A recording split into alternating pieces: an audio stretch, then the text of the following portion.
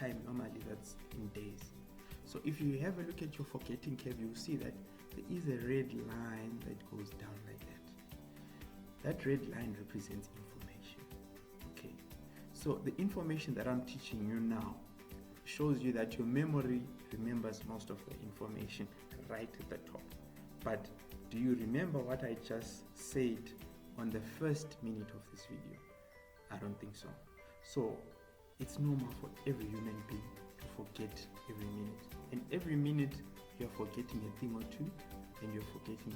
So if you look at the forgetting curve, it tells you right after the information is fresh in your mind, you start losing the information from your head, going down. Look at the x-axis, you'll see on position 1, which means 1 day. On day 1, you go up. On day 1, you'll see where the day 1 meets the red line. You can see that you would have lost half of the information that you learned that day. For example, okay, your teacher, let's say Miss or Mrs. Tracy Oliver is teaching you, let's say, mathematics, right? This is like an example, so I'm just choosing anything arbitrary. They're teaching you mathematics. They teach you for an hour. What the forgetting curve is telling you that after a day, which is tomorrow, the 14th of June, 2020, you would have forgotten half of the information, which means you would have forgotten 30 minutes of your lesson. If your lesson is 45 minutes, you would have forgotten half of the 45 minutes of the information. That's in 1 day, right? You don't review anything, you just leave it like that. Day 2, you would have forgotten 3/4 of the information, which means on day 3, if you look at where day 3 on your x-axis meets the red line, you will see that you would have forgotten almost all the information. Okay, what is this that I'm telling you? This is extremely important, even for the grade 12s that are studying metric, right? If you start studying a month before your exam, right, it's a very good thing. It gives you a month of what I call active recall, or what I call spaced repetition. Now, I've taught you 2 things already, 2 very important things. Number 1, I've taught you about the forgetting curve. You need to understand the forgetting curve so you know why you need to sit down every day and study, right? Okay, so what we're gonna do is, our y-axis represents day 0, right? I hope all of you are looking at the Wikipedia, right? Forgetting curve, right? Wikipedia, forgetting curve, right? You go on a section where it says battle the curve. Read through that section, right? As you read through that section, you see on your right hand side, there is a graph, right? That is called the forgetting curve. This graph has got the y-axis as your memory, and then it's got your x-axis, right, representing the number of days, right? If you look at your graph, it's a red line going down. That shows the amount of information. Amount of information can be mathematics, can be physics, can be chemistry, can be any subject that you're studying for you to pass, right? If you are a grade 7 and you want to easily get into grade 8 at any school, you need to aim for the 90s or the 100s, right? This is your target, because normally when you do your target, you fall short. That's human. That's any human being, falls short of whatever their target is. At least if you aim for 100, then you get in the 90s. So now, the forgetting curve again.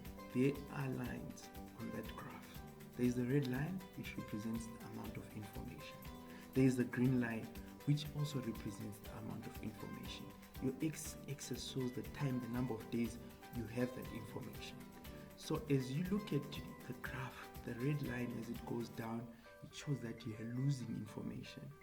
So from day 0, when you start reading something, day 0 is today, when Mbongeni is teaching you about the forgetting curve, right?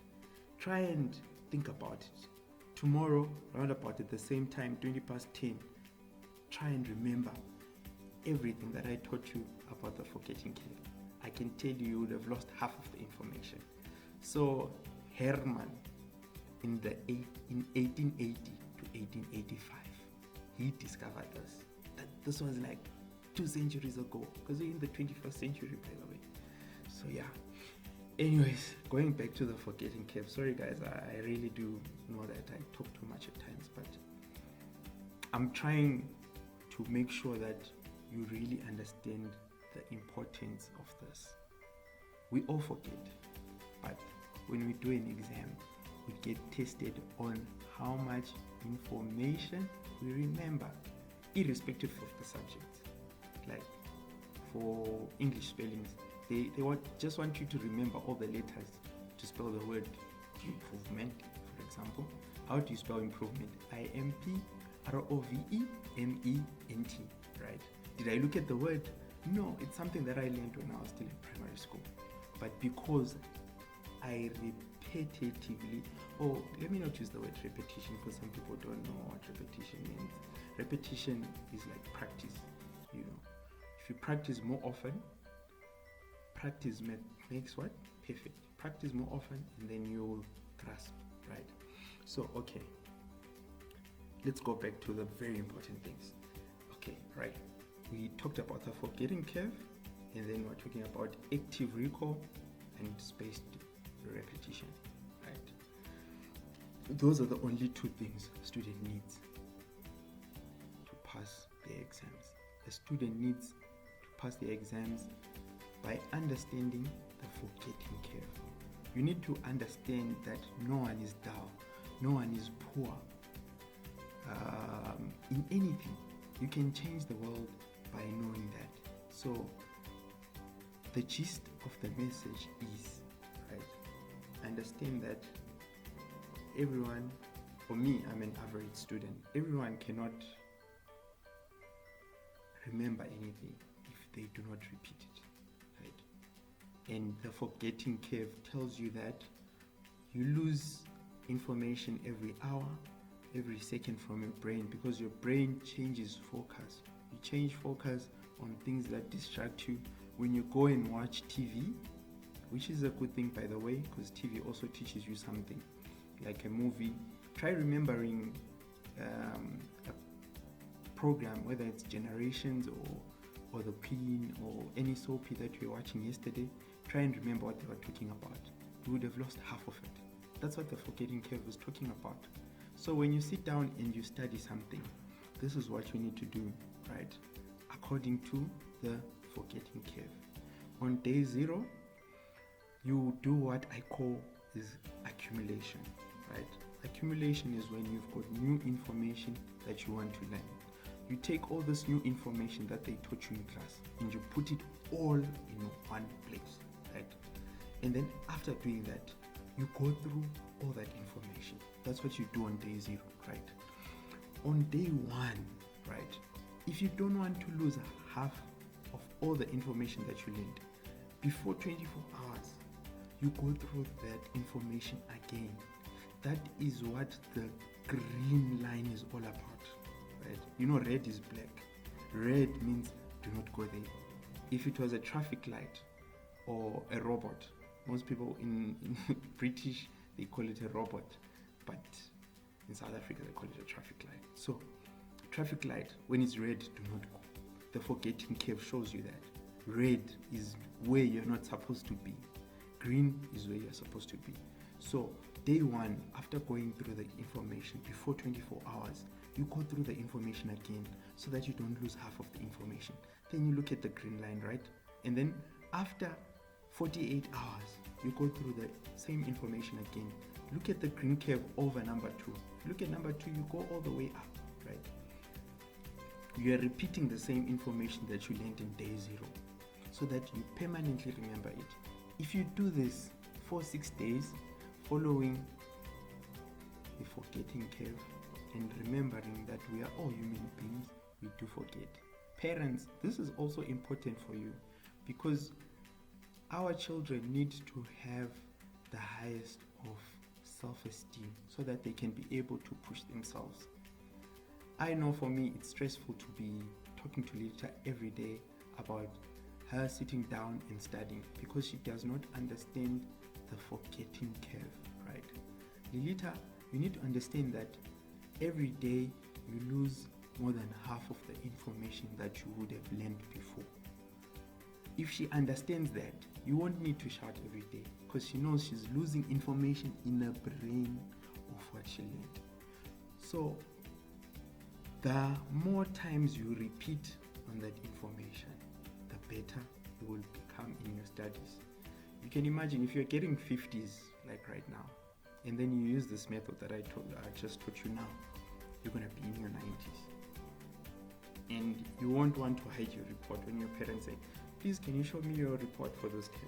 You won't want to hide your report. And you're not even embarrassed. You're happy. You have a good vacation or holiday or anything. But, we basically lost about 3 months this year, the year of 2020, mainly because of the coronavirus, the lockdown, schools were closed, and no one had the time to teach kids. Well, Northcliffe Primary School did a great job, by the way, on sending some online lectures.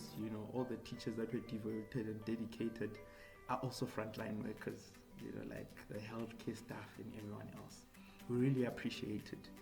Our nation has never been so united, ever. And I know it's disappointing, nothing is perfect. Obviously, the George Floyd and racism all over the world has not changed, but it all starts with you as an individual. So, right, let me just do a quick recap before I close off, because this is what I wanted you guys to really learn. Okay, point number 1, everyone forgets, right? Everyone. It doesn't matter how high your IQ is. And by the way, getting 90s in school does not mean that, well, I wouldn't call it as a definition of saying someone is intelligent. Because the smartest student, right, the smartest student at a school, right, is the one that remembers the most, that comes out of that exam. So it's about what the questions that they ask you. How much of that do you remember? So is that a true measure of a person's intelligence? Nah, I doubt that. But that is real dope, hey? Did you hear what I just said? Say you're given a question paper, or you're given a test or an exam, Oh, let me use vocabulary, a spelling test for you, right? A spelling test, right? If you want to get 100% of a spelling test, it's all about the number of words that you remember, that the teacher's gonna say out. Am I correct? Yeah, obviously. So, school is all about teaching you how to remember. So, like I said, right, the forgetting curve is what we really need to focus on as parents, as grade 7s, as grade 12s, This goes out to even us, at the University of Witwatersrand. The more you remember stuff, the better your grades are going to be, unfortunately. So now, okay, going back to what I was saying, in summary, remember and understand that everyone forgets as a human being. And you forget, after 24 hours, you would have forgotten half of the information that you would have gone through. Half of the information. It doesn't matter whether you're doing mathematics, you're doing chemistry, you're doing physics. Why am I saying those subjects? Because those subjects are the ones that I did for my Cambridge exams in 2004. It was a long time ago. In 2004, I did maths, physics, and chemistry, and I wrote Cambridge A-level exams. Well, I didn't really get the grades that I liked, but those grades are the ones that made me go into engineering, civil engineering, which is quite interesting, and I love it. I've got a passion for it. Anyways, I talk too much. Okay, so the first thing is people forget. You need to understand the forgetting curve. Okay, and then the last thing, that is the very, very most important thing that you need to know as a student. In the world, worldwide, right? The more you repeat something, the better your grades are going to become. So studying should not be boring. Everyone have their own way of trying to memorize or recall or repeat something or practice something. People practice differently. So understand the forgetting curve and then practice your own way. But your practice should have a strategy, should be structured, right? You need to practice daily for about a week. Give yourself 1 full week, right? Okay, this is day 0. I've just taught you through a video about the forgetting curve, right? Tomorrow, repeat this video again before 24 hours, right? And then on day 2, repeat this video again. Day 3, repeat this video. Repeat this video until you get to day 7. Then you'll be fine. Alright guys, thank you so much. Please like this YouTube video and then it will motivate me to create another video. But please give me also feedback under your comments whether the forgetting curve did help you. Or for parents, I would suggest that if you start teaching your child at grade 4, sorry, not 4 years old. Man, come on. You know, my daughter Zandile, she's 2 years old, right? Already she can do a full alphabet from A up to Z alone with no help. It's not me who taught her, but actually she gave me that like I said in the video, because you know she likes the iPad, so she goes through YouTube videos, and these YouTube videos are all educational. So these YouTube videos are the ones that taught her the alphabet, even counting numbers and so on. But this comes to my point number 2 again. Zandile learned full alphabet at 2 years old because she kept on repeating those videos.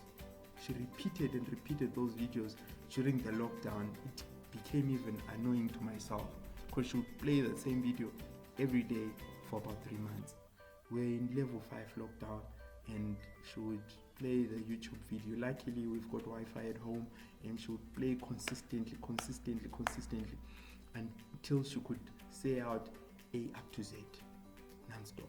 She can count 1 up to 20 non-stop on her own because she was watching a YouTube video. Can you see how important the digital space is for us? You can imagine if you had started doing this method of knowing about the forgetting curve, right? And repeating the same information that you went through for about a week every single day, and then you'll be fine, right? That's 100%. Anyways, the last comment that I want to make, this is the last comment, and then I'm out, right? Please like the video. Give me some feedback if this video really helped you, right? For grade 12s, I've got another method that I want to post out for you. But at first, if you like this video, if I get at least 10,000 followers and so on, hopefully in a month I'll post another video for the grade 12, so that gives you a detailed method on how I also got good grades when I did my A level, which was maths, physics, chemistry, which by the way most people think it was very difficult. But for grade 12s, I'm gonna go into finer detail where they really get to understand on what needs to be done. So ciao guys, keep safe, have a great weekend. It's a Saturday, the 13th of June 2020. Please keep safe, and pass my regards to all the parents out there who have been watching this video. Thank you so much for watching this video. I hope you're gonna teach your kids about that. Everyone forgets. Don't get frustrated when you always tell them to study. Remind them, create a study schedule for them, so that in December everyone can be happy, and then everyone can go to grade 8 next year, 2021, and even the grade 12s can be able to join Wits University, which is an amazing university in South Africa. Thank you so much. Bye.